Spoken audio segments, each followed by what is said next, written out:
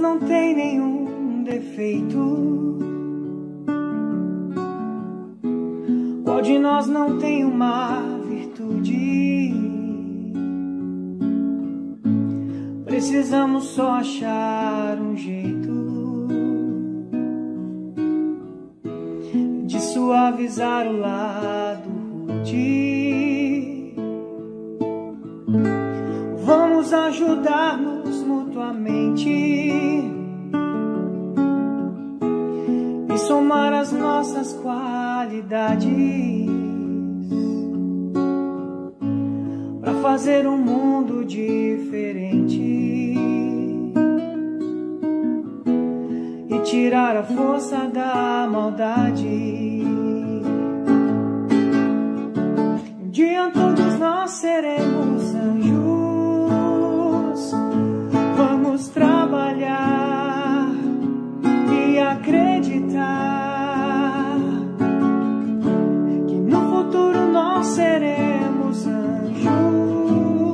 Um planeta onde o amor, unicamente o amor, há de reinar, e assim será. A felicidade só começa quando cessam as desigualdades, quando todos compartilham sonhos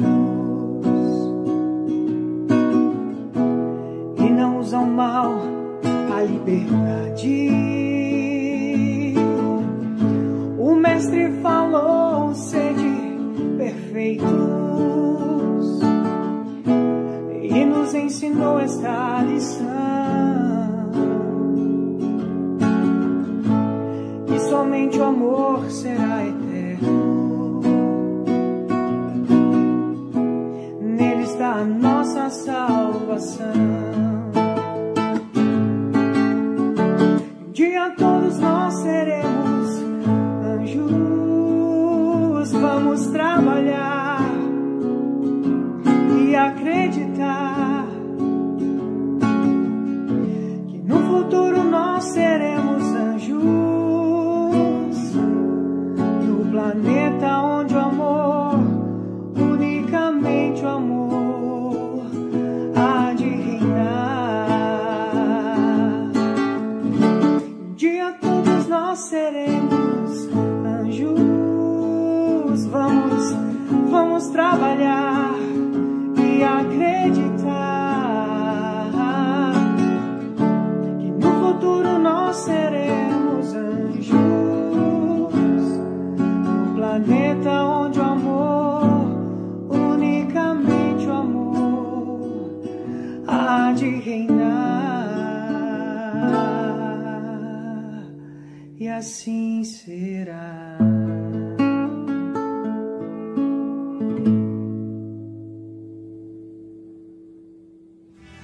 Me faça mais leve, quero flutuar no voo da vida, venha me levar. A 22ª Semana Espírita de Francisco Beltrão conta com o apoio da Federação Espírita do Paraná. O tema central deste evento é os desafios da transição. Manuel Filomeno de Miranda, na obra No Rumo do Mundo de Regeneração, psicografia de Divaldo Pereira Franco, no capítulo Os Clarins Anunciadores, nos diz o seguinte: a divindade, através dos seus prepostos, providenciou reencarnações de apóstolos da caridade, de missionários do conhecimento, de sábios da tecnologia para melhorar as condições de vida no planeta, de embaixadores da vida espiritual e proclamadores do amor, do respeito à vida, em todas as suas expressões. E eles sensibilizaram milhões de seres que anelavam pelo bem e pela verdade. Vamos à apresentação da nossa convidada de hoje.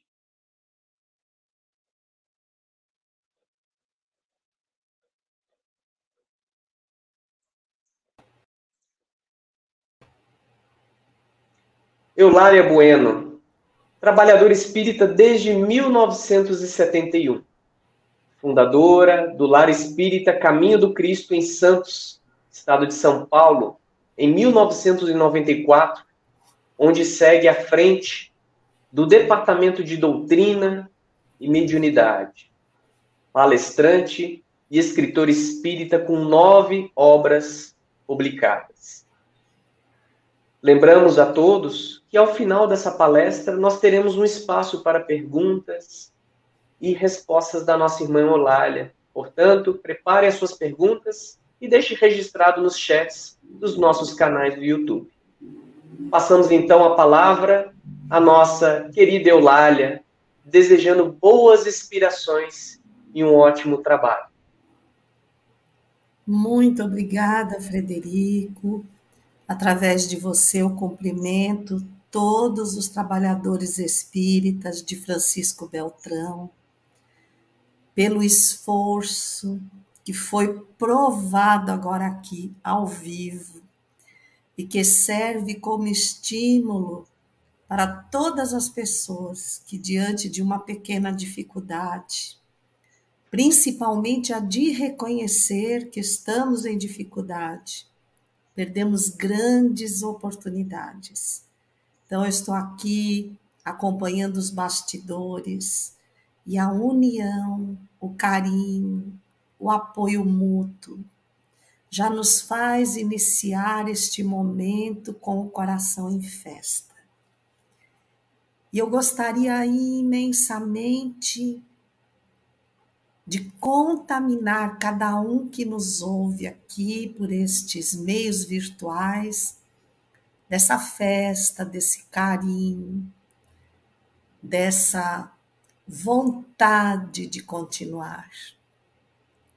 Então, que seja Jesus o grande inspirador e o guia e modelo da humanidade, como nos fala a pergunta 625 do Livro dos Espíritos, para que, sob a ação do Cristo, neste momento grave da transição planetária, quando o claro escuro confunde e desanima, quando os desafios chegam avultados cada vez mais para testar a nossa confiança em Jesus.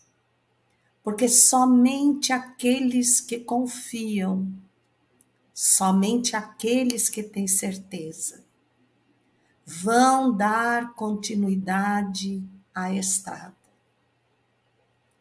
Aprendamos com a águia.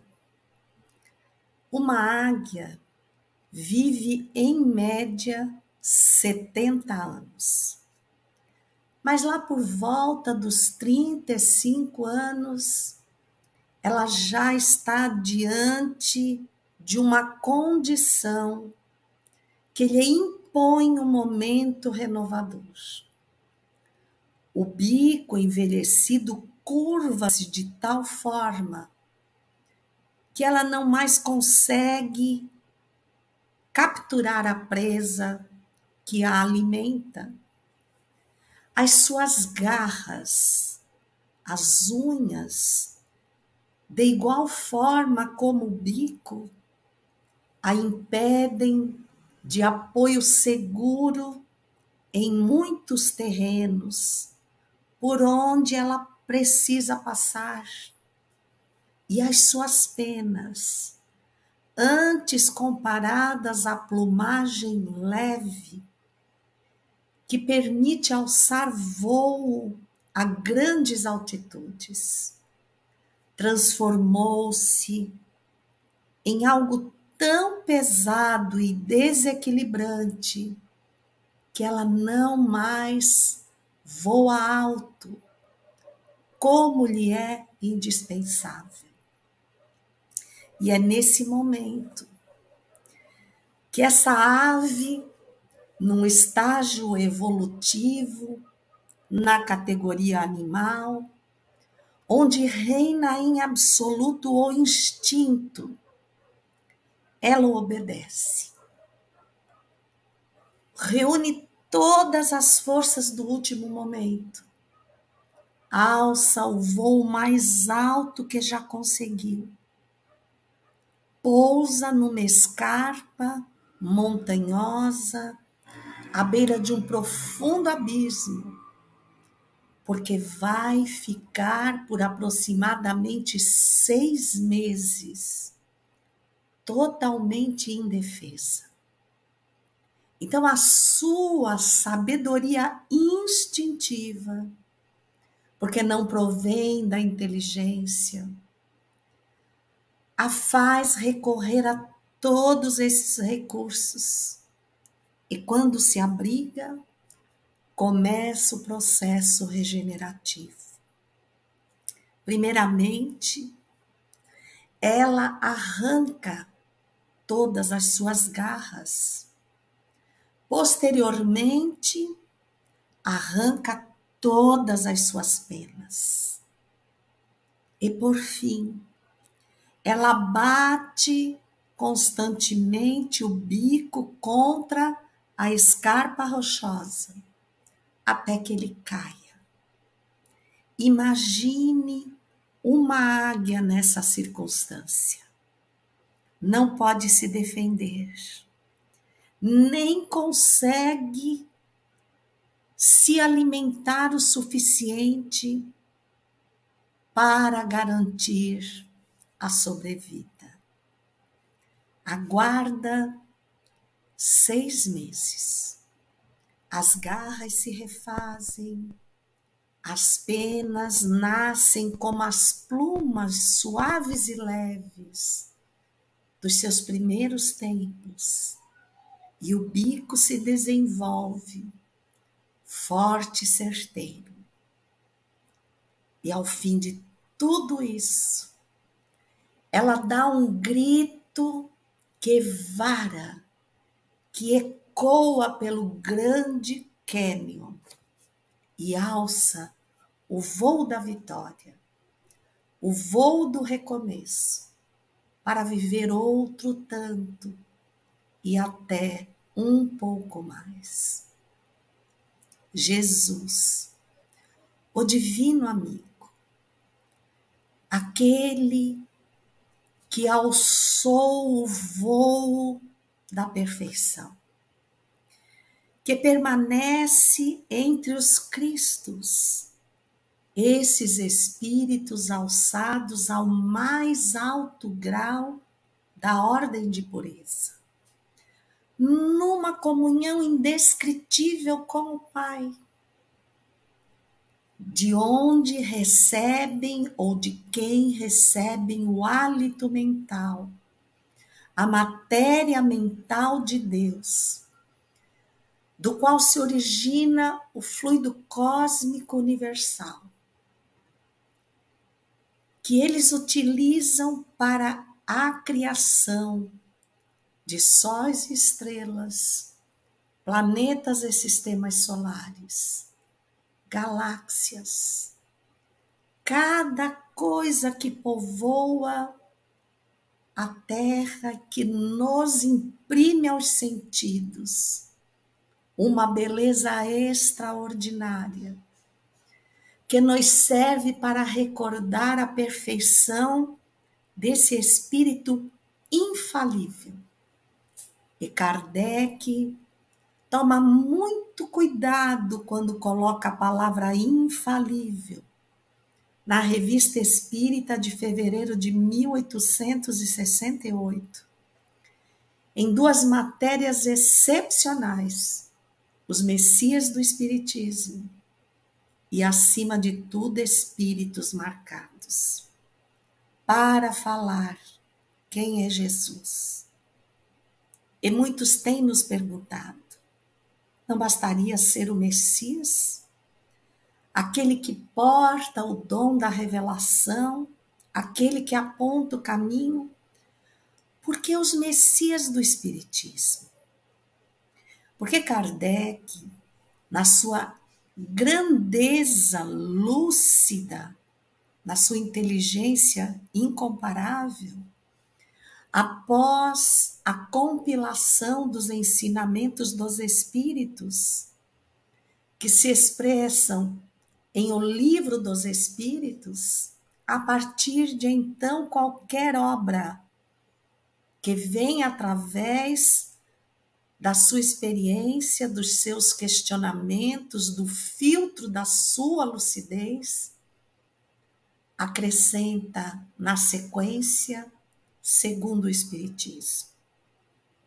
O Evangelho, segundo o Espiritismo. O Livro dos Médiuns, ou Manual Prático da Evocação dos Espíritos, referindo-se ao Livro dos Espíritos. O Céu e o Inferno, ou a Justiça Divina, segundo o Espiritismo. Então, todos os livros obedecem rigorosamente às preciosas revelações que os espíritos da codificação deitam através desse hercúleo trabalhador do Cristo, que foi Hippolyte Léon Denisard Rivaio, o nosso Allan Kardec. E os Messias do Espiritismo, segundo afirma o Espiritismo, eles não querem nos manter na subserviência, na submissão, nem vieram para nos afortunar, privilegiar, senão para dizer que todos somos capazes, que a grande fatalidade do caminho é evoluir incessantemente até a angelitude.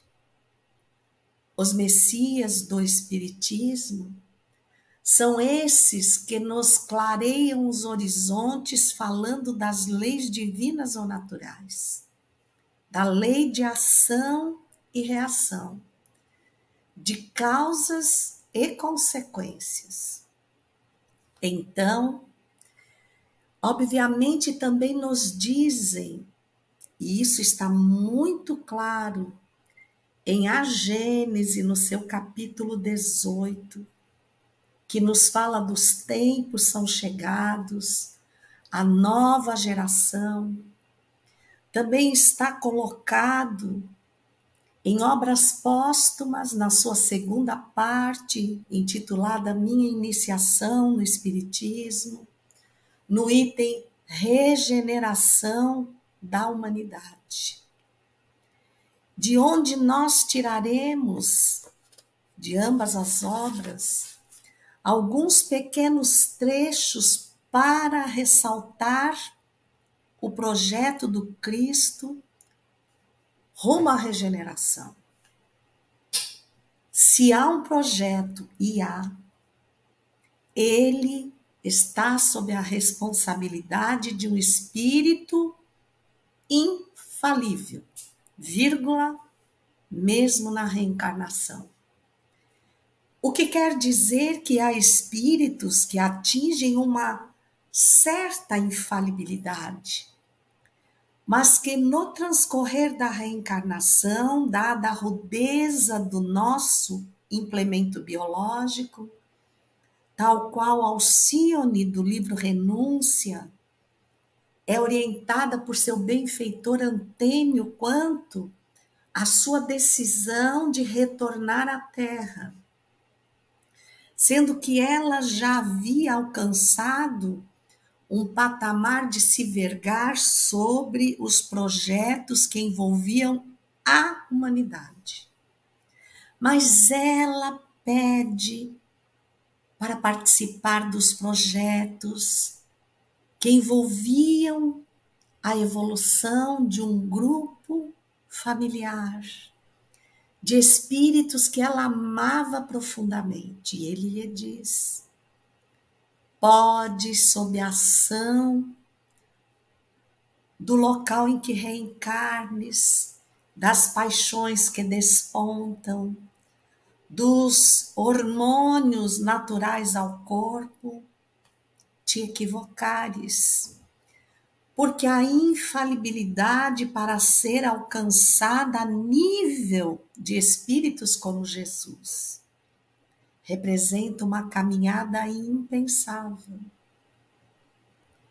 E quando André Luiz, no livro Evolução em Dois Mundos, no seu capítulo 1, Fluido Cósmico, nos fala que esses espíritos são chamados arquitetos do universo, ou co-criadores em plano maior, que assumem responsabilidades de alta envergadura perante o Pai.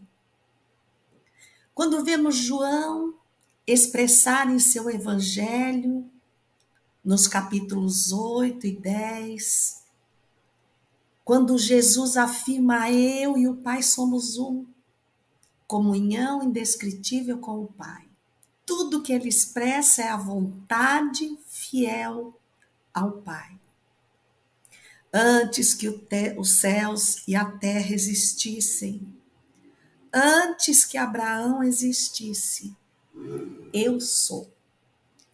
Abraão é conhecido como o grande patriarca, o primeiro grande patriarca da humanidade. Ora, Jesus quer dizer que antes do surgimento da terra, ele já era um espírito dessa envergadura.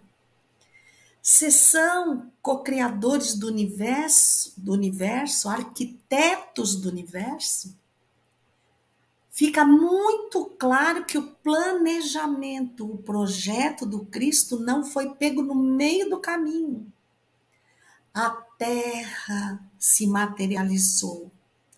Graças à sua infinita capacidade.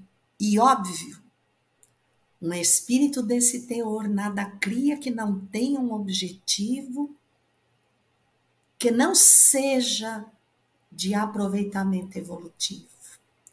Então ele aceitou. Obviamente cercado por espíritos, uma pleiade de espíritos de grande evolução, muitos dos quais se expressam na codificação espírita, Santo Agostinho, próprio João Evangelista, Joana de Ângeles, tantos outros espíritos que a Federação Espírita do Paraná traz num excelente livro Expoentes da Codificação Espírita, uma pequena identificação de cada um para que tenhamos ciência do que representa o Espiritismo. Ele toma de uma matéria que se desprende do Sol e com ela modela a Terra. Pensar que cada planeta do nosso sistema solar tem à sua frente um espírito infalível, da equivalência do nosso Cristo, conduzindo projetos que nossa imperfeição não consegue devassar, trocando experiências entre eles. Há também os Cristos de maior envergadura, como aqueles cuja responsabilidade é projetar a harmonia do nosso sistema solar, de outros sistemas solares, de galáxias, das mais de 200 bilhões existentes já reconhecidas pela ciência no universo que habitamos. Ele acolheu sob sua guarda espíritos que davam os primeiros passos na questão da humanidade, quando desprendidos do instinto que é infalível. Ora, como é que o instinto é infalível? E quando nos tornamos individualidades, espírito com E maiúsculo, que conseguem conhecer e reconhecer o que é de fora, o que é de dentro, que já elaboram o pensamento contínuo para poder escolher entre todas as experiências que já vivenciaram e conseguir diferenciar o bem do mal, mas também alcançaram a maioridade com o livre-arbítrio. Como é que eles são falíveis? E o instinto é infalível.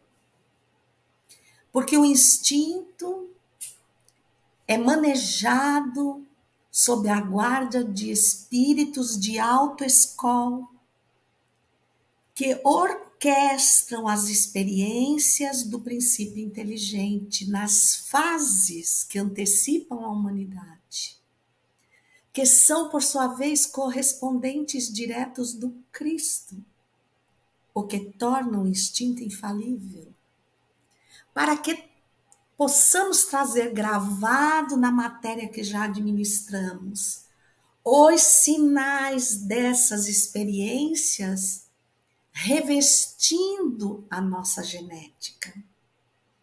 Para a partir de então, sobre essa base, ou sobre essa base, nós fazermos as nossas conquistas individuais, sob a permissão desses seres angelicais, que sabem que vamos errar, que vamos sofrer, que vamos cair e levantar, que podemos até optar especificamente pelo mal por tempo indefinível, mas nunca desistirão de nós. Esse Jesus que foi convidar os espíritos que não se adaptaram à constelação de cocheiro, que lhes disse: vinde sob a minha guarda, e nunca vos desampararei. Espíritos que tinham alcançado uma vasta condição intelectual, mais aprimorada do que a que temos hoje. Tanto que a nossa engenharia, a nossa arquitetura ainda não consegue divisar todos os mistérios, por exemplo, das pirâmides e de outras civilizações como a egípcia, que habitaram a Terra, contribuíram compulsoriamente com o progresso que lhes angariou méritos inconcebíveis. Infelizmente, muitos desses espíritos não retornaram, permanecem intolerantes, ainda nos bastidores da nossa humanidade,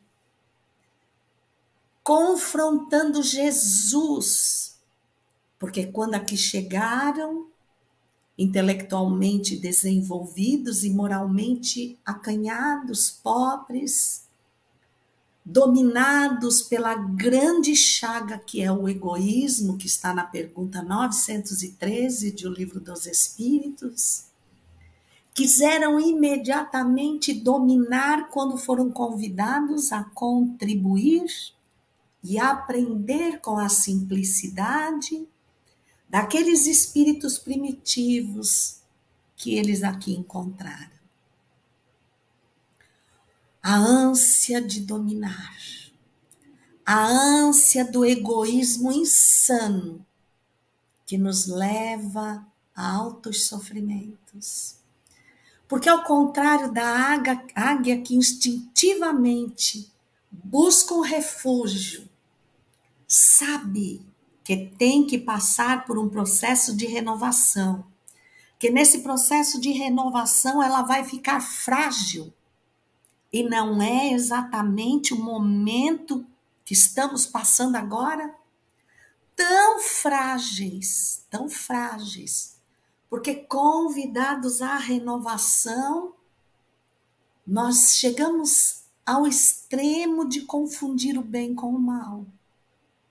Chegamos ao extremo de aceitar o que é normal sem avaliar se é moral.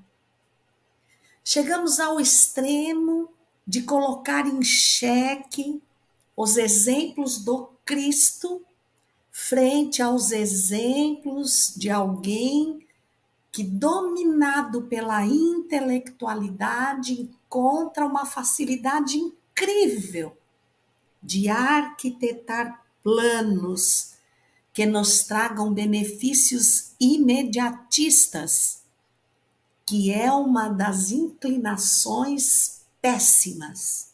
Não são nem más inclinações. Aqueles que ainda dependem muito da materialidade. O que é depender muito da materialidade? Porque os espíritas não assumem que sejam materialistas. Porém, o que fala de nós é exatamente a rudeza do nosso campo biológico. Por que digo rudeza? Porque nós já elaboramos um passado de tantos equívocos. Nós já acumulamos tantas culpas, remorsos, desvios, inclinações ao mal, que o nosso campo espiritual adentra um sofrimento inenarrável. Embora seja narrado, nós não conseguimos avaliá-lo. Quando vemos, por exemplo, através da mediunidade de Ivone do Amaral Pereira, pelo espírito Camilo Cândido Botelho, o início do Memórias de um Suicida, os réprobos, no seu capítulo 1, quando vemos a descrição de Manuel Filomeno de Miranda em suas excepcionais obras, coloque-se em evidência, aqui o querido amigo citou, que é No Rumo do Mundo de Regeneração, a cidade dos justiceiros, e teremos uma pálida descrição do que são as ambiências no mundo espiritual, onde os espíritos não conseguem um instante de alívio, porque a todo instante a sua carga mental, a sua matéria mental, o seu hálito mental, exalam as construções infelizes do seu passado e delineiam a ação da culpa no seu presente. E eles vivem atormentados, quando não, como nos diz o Memórias de um Suicida, tão incapacitados que precisam ser asilados em locais como o manicômio, no complexo hospitalar Maria de Nazaré, e outros complexos que a coletânea Vida no Mundo Espiritual, aquela que André Luiz trouxe para nós nos seus romances, estudo e profundo estudo, os campos de socorro, o estagiamento, do tratamento, os departamentos de voluntariado, as horas bônus, as nossas inclinações a reviver as dores, as nossas dificuldades em conquistar virtudes. Tudo isso é colocado de uma forma tão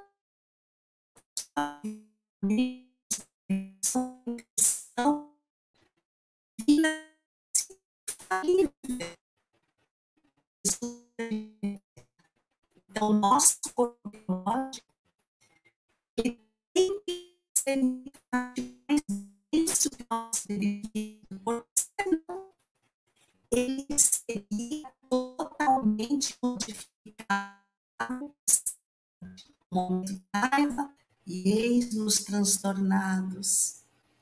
Eis que o ódio e a revolta exalam, desenhando-nos as feições. Não. O projeto do Cristo nos permite recomeçar a cada reencarnação, fazendo um trabalho majestoso que nós não cansamos de citar e que Leon Denis cita no item, no capítulo A Dor, no livro Problema do Ser, do Destino. Miguel Ângelo toma como regra de conduta que para nós esculturarmos o nosso ser, a nossa intimidade, a nossa essência, nós precisamos nos submeter ao cinzel do aprendizado. E ele diz: entra em ti mesmo e faze o que faz o escultor com a obra que quer tornar bela. Suprime tudo que é supérfluo, torna nítido o que é obscuro, leva a luz a toda parte e não para de burilar a tua própria estátua, perdão. Advertência: suprime tudo que é supérfluo.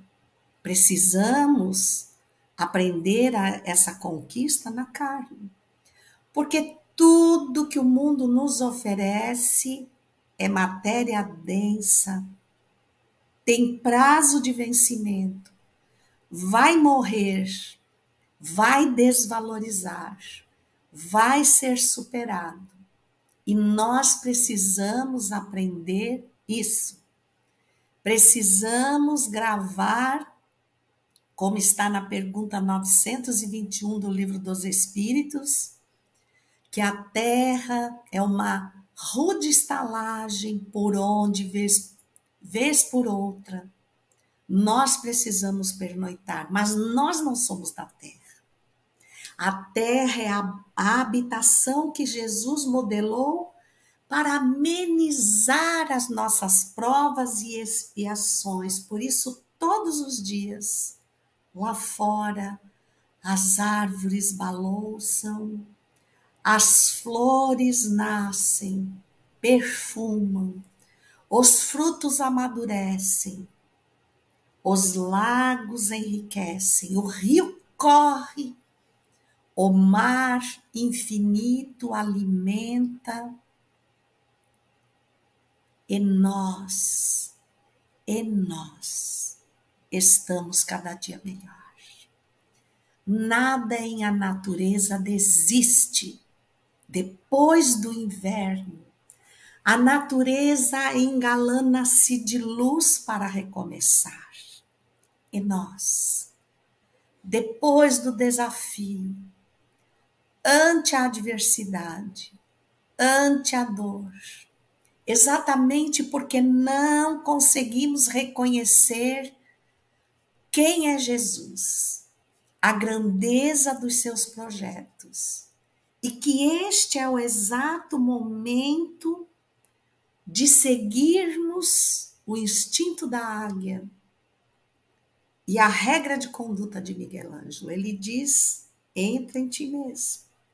Autoconhecimento, reconhecimento das minhas deficiências. Se eu não reconheço a doença, eu não aceito o medicamento, eu não me submeto ao tratamento, eu não tenho paciência, nem tampouco perseverança para a cura. A águia fica indefesa, aguarda 6 meses. 6 meses de penúria, de isolamento, de fome, de fragilidade. E por que ela espera? Porque o instinto dela, sob a ação desses espíritos de alta envergadura, diz-lhe o resultado desse processo pós-dor é o voo da vitória. E nós temos tanta dificuldade para compreender isso. De tal forma que em a Gênese, no capítulo 18, nós vamos encontrar severas advertências dos benfeitores espirituais. Eles nos falam da substituição da velha atual geração por uma nova geração. Ele nos fala que esse claro escuro da transição causará tanta insensatez, porque a insensatez é fruto da ignorância. Porque a ignorância nos leva ao aproveitamento do agora, sem avaliação do amanhã. E nem nos dá conta das consequências das nossas escolhas. Diz-nos os Espíritos nesse capítulo, quantos preconceitos antigos irão rolar por terra. Quando o Espírito, como uma espada de 2 gumes, vier arrancá-los pela raiz. Diretores espirituais do progresso humano deixam uns as radiantes moradas, desprendem-se das altas moradas. Por isso retornam, como Manuel Filomeno de Miranda nos fala na sua trilogia, Transição Planetária, Amanhecer de uma Nova Era, no rumo da regeneração. E esquecemos o Perturbações Espirituais, são 4. Não podemos pular essa série. Esses espíritos que vão se desprender de moradas celestiais, vestir-se como Jesus, da roupagem biológica, para repassar os exemplos que nós já esquecemos, ou que não tínhamos condição de compreender.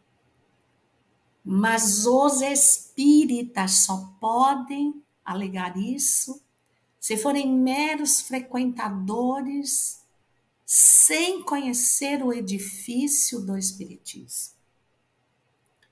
Outros deixam os grandes trabalhos em que a felicidade se une ao desejo de se instruírem e vêm tomar de novo o bastão de peregrino, que haviam depositado à entrada do templo da ciência e dos 4 pontos cardeais do globo. Muito breve, os maiores sábios vão ouvir, com espanto, os moços imberbes, jovem iniciante que nem barba tem ainda, que virão em profunda linguagem destruir os argumentos que eles supunham irrefutáveis. Não se livrarão do sorriso de mofa. Não será mais um escudo de valor. Ou seja, aquelas pessoas que desconfiavam, que riam e riem dos que se devotam ao trabalho de Jesus, como quem diz, ó, pobres coitados. Será que eles não percebem que quanto mais seguem o Nazareno, mais problemas eles têm? Ao contrário de nós que seguimos a intelectualidade, a ciência, que ganhamos campo de progresso na Terra, que usufruímos de venturas excepcionais, que realizamos os nossos desejos. Não, eu não estou falando da época de Jesus. Até hoje, dizem que os que seguem o Nazareno são pobres coitados. Por que se dedicarem tanto, se logo vão morrer? E eles também. E eles também. Mas se apoiando em tudo que é material ao desprenderem-se do corpo, se é que percebem que se desprenderam, nada terão por objetivo. E há de virá o sofrimento. Os mestres das vãs filosofias se quedarão diante da verdade irrefutável. Porque logo a grande ciência que até hoje não desdisse nada que o Espiritismo afirmou, mas ainda não descobriu tudo que o Espiritismo afirmou, ela vai se render ao óbvio. Ainda, citando agora obras póstumas, regeneração da humanidade, vamos encontrar a maior parte, infelizmente, não ouvindo a voz de Deus nesse momento, persistirá na cegueira. E essa resistência marcará o fim do reinado desses infelizes, por lutas tremendas. É o que estamos vendo. Quando compreendermos que o projeto do Cristo não se abate nem se abala com as nossas conjecturas, com a nossa invigilância, com a nossa ignorância, o não saber, quando nós compreendermos que das piores loucuras, o projeto do Cristo indevassável para os nossos olhos, mas que consegue transformar todo o mal em bem, nos acrescentará mais e mais oportunidades. E ele segue dizendo: no desvairamento correrão para a sua própria perda, provocarão a destruição que produzirá uma multidão de flagelos e calamidades, de sorte que, sem o quererem, apressarão o advento da nova era. O que acontece? Hoje, infelizmente, o apelo à materialidade, aos gozos materiais, a impressão que esses gozos timbram nos nossos sentidos é tão grande que nós aceitamos pagar qualquer preço para usufruir imediatamente. O que é espiritual, nós vemos assim, por uma luneta ao contrário. Ninguém voltou para contar. Ninguém nunca disse se tudo realmente existe, como o Espiritismo nos conta, sem observarmos a própria existência. Se tudo que é material e acanhado tem uma razão de ser, por que não o teria a maior de todas elas? O próprio Pai, essa inteligência, a primeira causa de tudo que existe. A lógica não nos permite aceitar outra que não seja essa explicação. Só que quando nós a compreendemos, perde sentido as loucuras da materialidade. Então nós até bendizemos a imperfeição que temos como desculpismo de continuarmos nos equivocando, de continuarmos viciosos, psíquica, emocional e materialmente falando. Vícios morais que têm nos trazido sociedades pérfidas, dolorosas, que têm multiplicado as dependências químicas, o sexo desregrado e, acima de tudo, os grandes acidentes, tragédias que ceifam vidas na mais tenra juventude, assim como a amplidão do suicídio, inclusive em crianças, está muito claro tanto em A Gênese como em obras póstumas. A gente só não se esclarece se não quiser. Porém, esses espíritos que aceleram a sua partida, eles são substituídos por uma outra leva de espíritos que fazem parte desses que querem contribuir com a obra do Cristo. Então, se hoje o mal está assim em relação ao bem, logo haverá um esvaziamento e o bem dominará a terra. Tudo sob o projeto arquitetônico infalível de Jesus. Muitos ainda questionam, bom, se isso está escrito, diga-me então uma explicação se esse Jesus, faz tanto bem, ele consegue do mal tirar o bem, como ele permitiu o coronavírus. Joana de Ângeles, a benfeitora, no excepcional livro Vidas Vazias, no capítulo 11, período de transe, ela nos adverte que nós vimos tão descuidados da administração da nossa própria vida, que nunca ficou tão clara a resposta que os Espíritos dão à pergunta 459 do Livro dos Espíritos. Influenciam os Espíritos em nossa vida? De ordinário, são eles que vos conduzem. Por que nos conduzem? Porque nós permitimos. Porque nós não estamos cuidando ou não estamos lançando mão da capacidade intelectual que temos para minimizar o mal. Nós só queremos estofar a cadeira que em casa está desconfortável, trocar a persiana da janela, os pneus do carro. Mas os pneus estavam totalmente gastos? Não, é só uma previdência. E a alma? O que você faz por si? Você dá uma parada na casa espírita para refletir sobre os ensinamentos do espiritismo, ou você vai lá apenas para abastecer no passe, acreditando que antes do passe precisou pagar um duro pedágio, que é ouvir a palestra?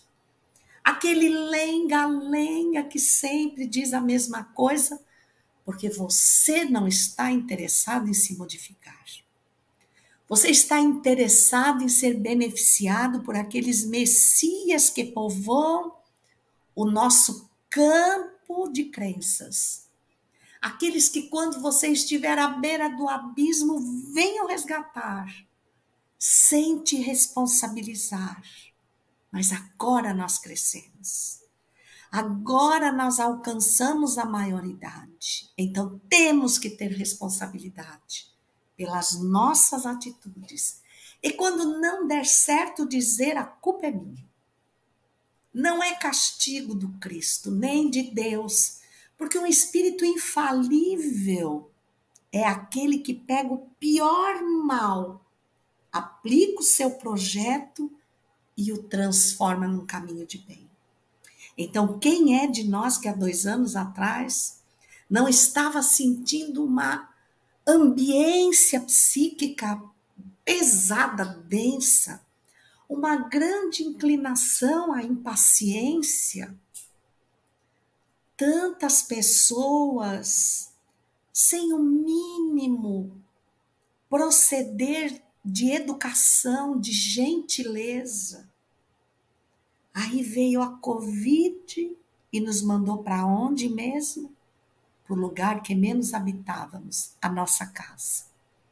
E Joana diz, essa ambiência psíquica precisava ser materializada. E tinha 2 formas. A primeira, simplesmente exercer essa pressão gradualmente em cada um de nós, tanto em mim, quanto em você, quanto nos presidentes das grandes potências que, tomados por essa onda maléfica de matéria mental negativa, pessimista, inclinada ao mal, poderiam apertar um pequeno botão e com ele deflagrar uma guerra atômica. Uns contra os outros, nações contra nações. Seria um retrocesso nos objetivos, mas não iria desviá-los. O nosso caminho seria mais doloroso. A misericórdia do Cristo intercedeu e disse: melhor será que se materialize essa densidade num inimigo comum. E chegou o vírus. E o vírus, sim, colheu muitos dos nossos amores, muitos dos nossos amigos, mas nos fez um convite à fraternidade. Nunca a fraternidade foi tão ampla, nunca uma nação olhou pela outra como olha hoje. Nunca a ciência se vergou ao tempo e venceu as suas limitações para criar a vacina. Não estamos aqui questionando se ela é eficaz, se ela não é, se fulano tem razão, se Beltrano tem razão. Isso é tão pequeno ante o projeto de Jesus. Isso enceguece a beleza da misericórdia e sabedoria do Cristo. Isso volta o nosso olhar para a terra enlameada das nossas más inclinações e não nos permite ver escrito nas estrelas o caminho iluminado que Jesus pontilha cada dia, para que saiamos do abismo da nossa pequenez, espíritos imortais que somos, para cantar as glórias da regeneração. Eu não sei você, eu tenho certeza do projeto de Jesus. Ele está explícito na obra da codificação. Ele está explícito na estrada de cada um de nós. Você nunca foi tão convidado à resignação, à paciência, à contenção dos seus desejos materialistas. Nunca teve tanta necessidade de buscar Deus como agora. Nunca se perguntou tanto quando as portas dos centros efetivamente vão reabrir.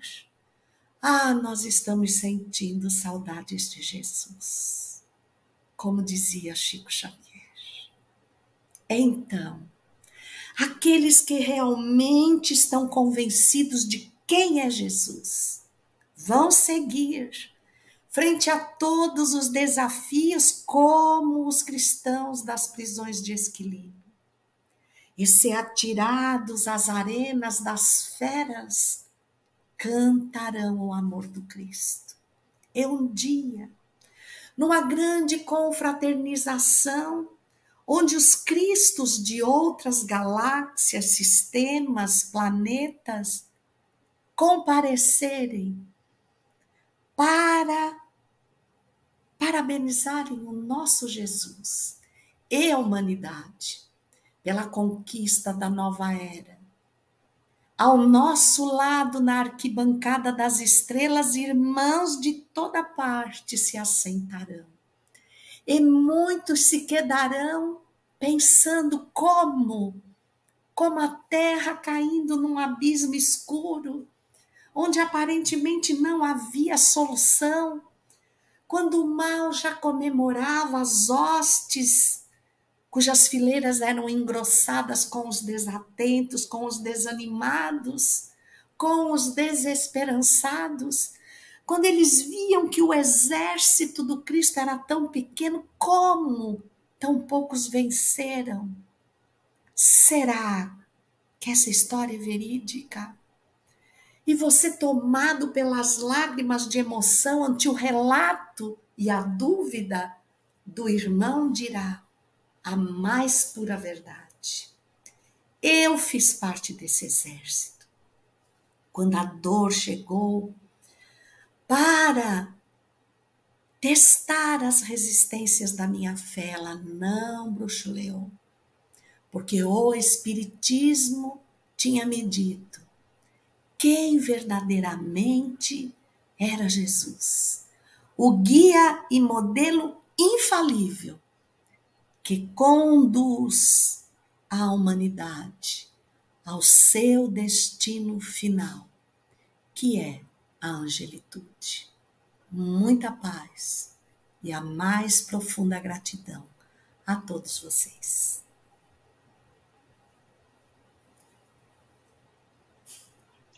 Nós que agradecemos, querida Eulália, por essas palavras maravilhosas que tocaram o coração de todo mundo. Tenho certeza que todos estamos inebriados por essas reflexões tão necessárias.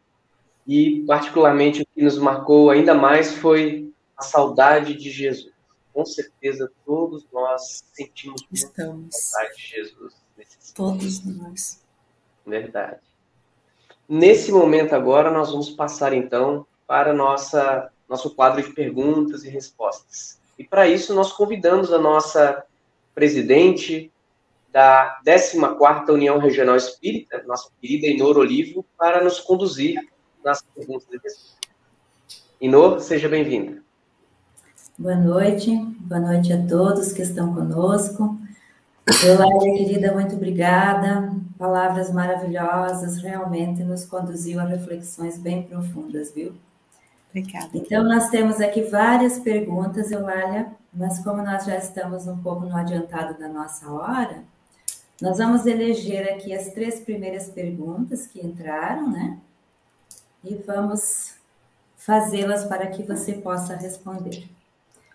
A primeira pergunta é de Ubiratã Anquete. A fragilidade espiritual em que nos encontramos deixa-nos alvo de processos obsessivos.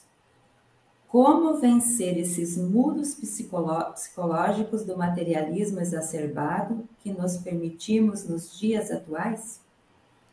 Ubiratã, muita gratidão pela sua presença e pela sua pergunta. Querido irmão, em diversas oportunidades, a obra da codificação, nós podemos ver o céu e o inferno, nós podemos ver a sua segunda parte, os relatos dos espíritos em diversas categorias. Nós podemos ir à pergunta 943 do Livro dos Espíritos, que nos diz que um dos fatores que nos inclina ao suicídio é a saciedade. E quando juntamos com os relatos, nós vamos verificar que a inclinação à desistência da vida não se dá apenas por ausência do que o mundo pode nos oferecer, mas pelo limite de tudo que ele pode nos oferecer. Ora, se nós achamos que a materialidade nos oferece conforto, realiza nossos desejos, por que é que ao chegarmos ao ápice de tudo isso, caímos num vazio que se chama existencial e que se assemelha ao pensamento que ainda povoa o psiquismo de espíritos que estão nos bastidores da Terra?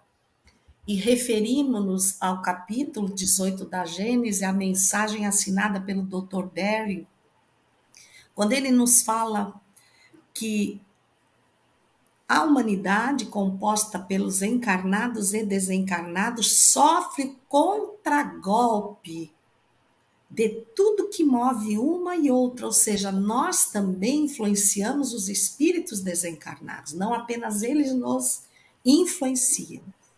Mas que, acima de tudo, em qualquer gradação de pensamento, nós temos outras individualidades associadas para o bem ou para o mal. O que chamamos obsessão nada mais é que o pensamento persistente que nos convence, nos impõe a necessidade daquela vivência. Porque o mal constrange, o mal traz autoridade, o mal é egoísta, o mal é prepotente, o mal é orgulhoso. O bem sugere, mas respeita a sua escolha. Mas se nós fôssemos falar em obsessão apenas como vínculo, então nós tínhamos que dizer que há também a boa obsessão, sem o constrangimento que nos obriga a diferenciar e a chamar essa pressão psíquica para o mal de obsessiva. Porque, às vezes, eu idealizo e não tenho coragem. O espírito vem e me impõe a sua vontade, que é igual à minha. Então, há uma potencialização. Então, se existe a saciedade em todos os discursos dos espíritos infelizes, e quando se fala de amor, se fala em infinito amor, isto quer dizer que para um espírito imortal, somente os valores infinitos, somente esses abrandam o sofrimento, apontam horizontes novos. Querido Biratã, eu te lanço um desafio. Ache algum espírito que só odeie. Ache.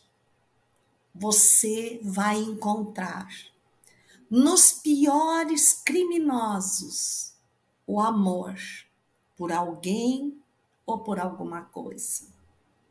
E por que que eles, devotados ao mal, amam? Porque a prova é que o amor é a matéria mental com que Deus nos criou. Em essência, em semente e no solo escuro das nossas más inclinações.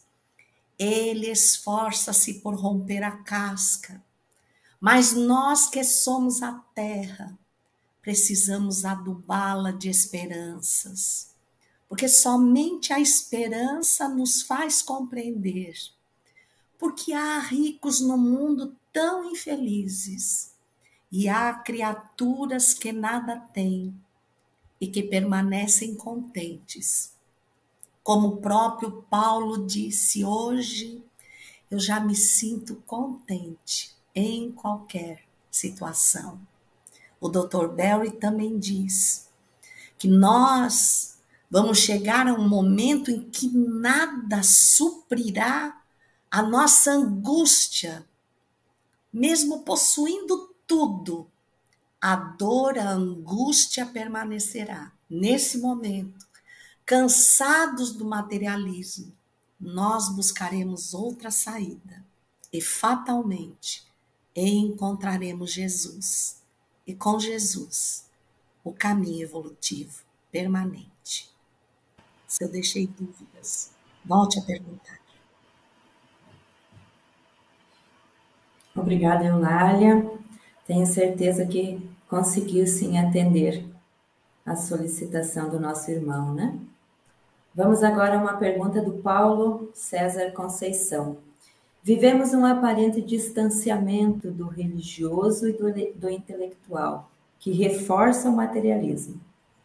Como estimular a visão religiosa nos jovens tão avassalados por mensagens imediatistas e de cunho egoístas? Querido Paulo César, boa noite, gratidão pela sua presença. Muito importante a sua pergunta. Porque nós, por sermos imperfeitos, nos deixamos conduzir pelos hábitos arraigados. Então, precisamos do exemplo. Foi por isso que Jesus veio.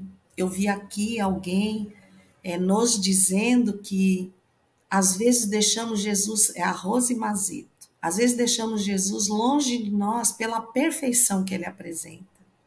Disse, mas Jesus é Jesus. Como deixar que a sua perfeição nos ajude a construir nosso caminho, já que ainda somos tão pequenos? Perdão a vocês que conduzem a live. Mas aqui neste momento, nós temos que citar que Jesus nos deixou exemplos de resistência moral, mas não foi só Jesus.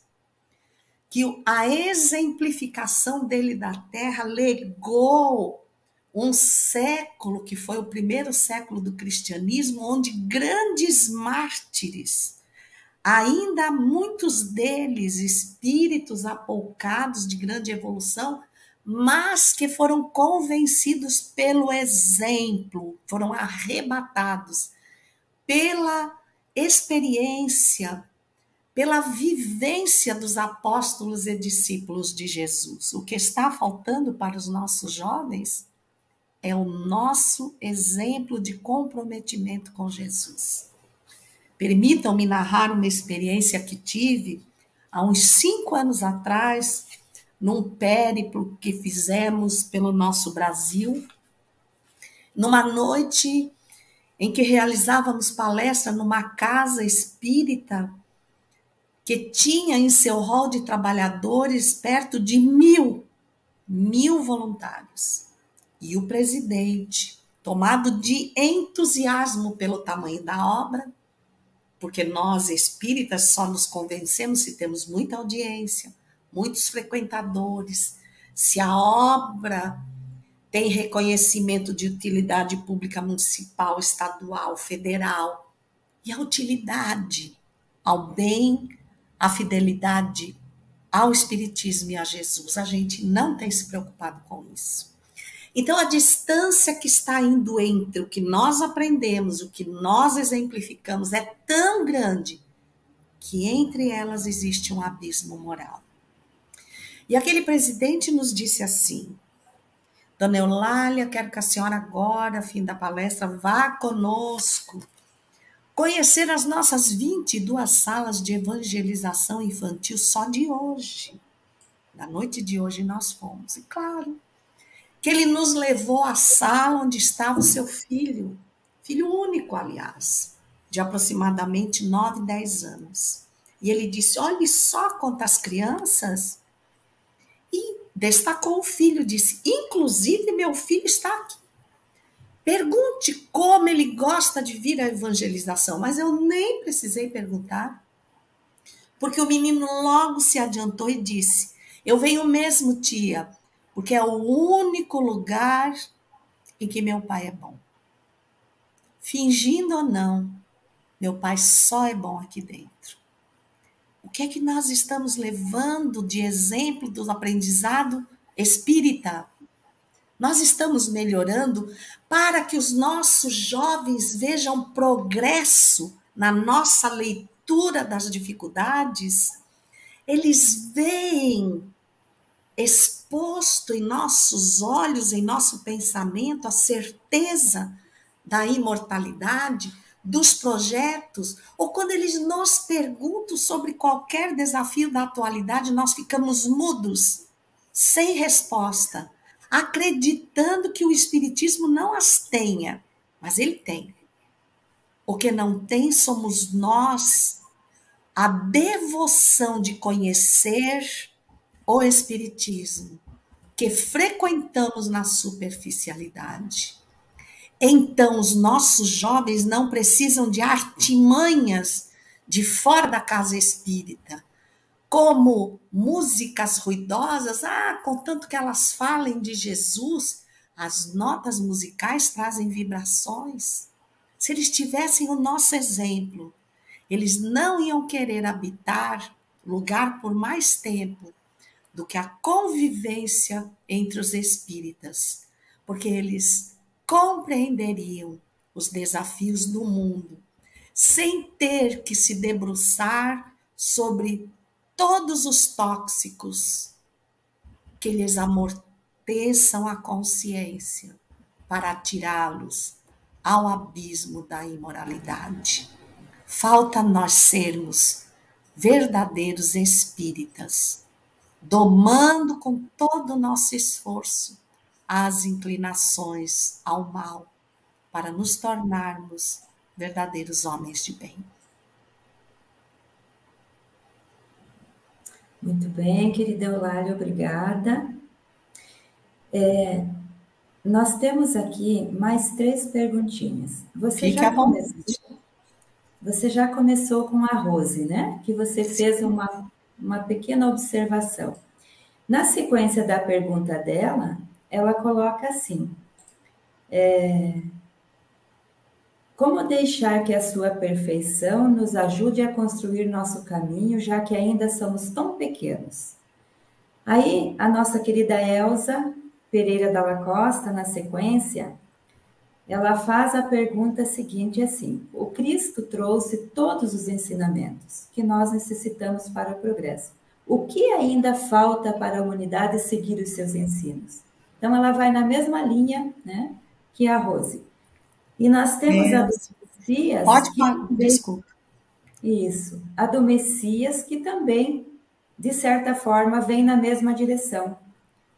Prezada Eulália, mesmo diante de tantos equívocos cometidos nesta vida, há tempo para mudar o rumo na direção do Cristo? Sim, há tempo para mudar o rumo. Quando nós vamos a Obras Póstumas, no trecho Minha Iniciação ao Espiritismo, na segunda parte, Regeneração da Humanidade, Kardec nos faz uma advertência que eu mesma ainda não acabei as reflexões sobre ela, continuo refletindo, mas ele nos diz que, abafados no campo da materialidade, muitas vezes nós esquecemos os valores morais já apreendidos e nos deixamos levar pelas inclinações ou pelos preceitos ou pelos conceitos da humanidade em que nos achamos. E desprendidos do corpo físico, nós nos assustamos com os desvios que fomos capazes de realizar, mesmo com um conhecimento mais elaborado. Olha a advertência de Antônio Alcione aí. O que falta para nós seguirmos os ensinamentos de Jesus é vivê-los. Eu pus uma meta para mim, logo que adentrou a pandemia. O que ler? Agora eu estou mais em casa. O que ler? Não vou procurar leitura nova. Vou recomeçar. Como se tivesse chegado hoje ao Espiritismo. E recomecei. E concluí que eu nunca estudei Kardec. Eu só li. Eu estou descobrindo coisas que nos levam às lágrimas, que foram mal compreendidas ou ignoradas. Também pus para roteiro ler, reler e treler os romances de Emmanuel. Tanto que só na pandemia, eu já estou na terceira leitura do Ave Cristo. E todos os outros eu já li 4 vezes. E estou aprendendo.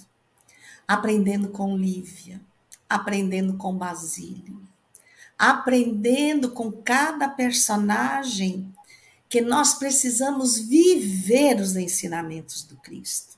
Ainda não fazemos. Jesus disse assim: eu venci o mundo.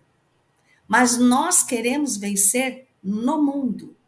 No momento em que nos é dada a oportunidade de escolher entre um pouco mais de dinheiro ou um pouco mais de comprometimento na tarefa espírita, o que é que nós escolhemos?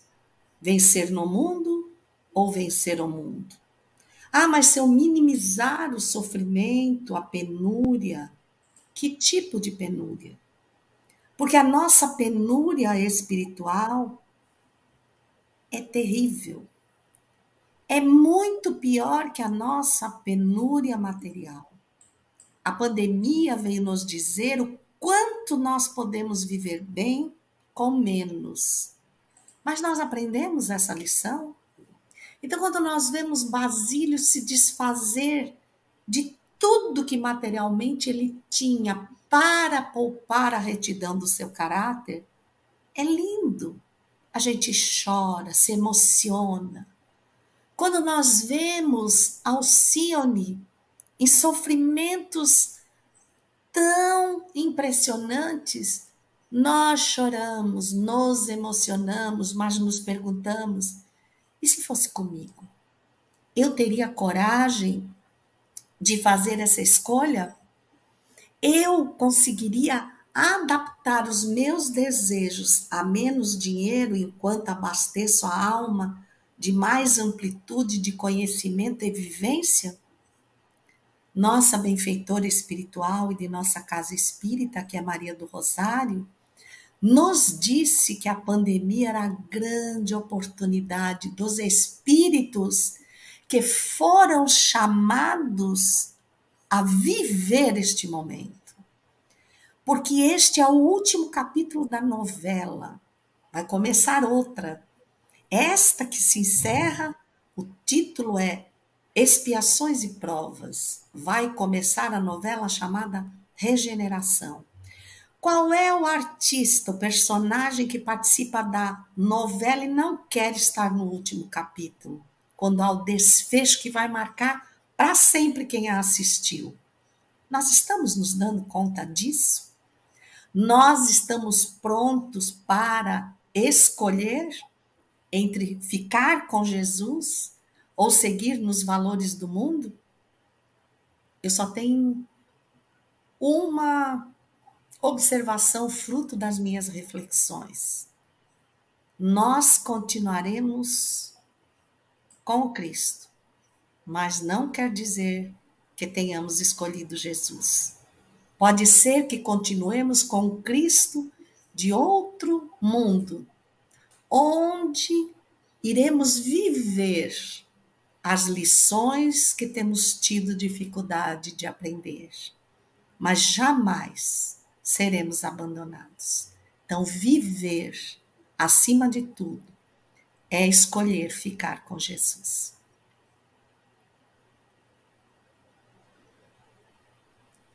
Muito obrigada, Eulália. Gratidão por essas palavras, por essa amorosidade que você trouxe nesse programa de hoje, nessa live de hoje. Que Jesus abençoe, né? Abençoe também os nossos amigos aqui, internautas, que fizeram as suas perguntas nos canais, né? E agradecer também a oportunidade de podermos mais uma vez aprender com as lições do Cristo. Então agora nós vamos chamar o nosso Frederico, que vai fazer o encerramento do nosso trabalho. Muito obrigada. Nós agradecemos a Eulália pelas reflexões e a todos que estiveram conosco nessa noite. Nós ainda convidamos os amigos para acompanhar o encerramento do 7º mês espírita do Sudoeste do Paraná e da 22ª Semana Espírita de Francisco Beltrão.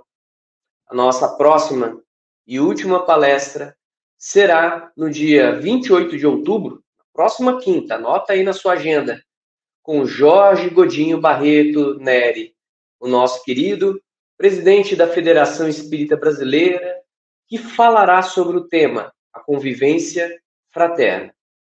Desejamos a todos uma ótima noite e até o próximo encontro.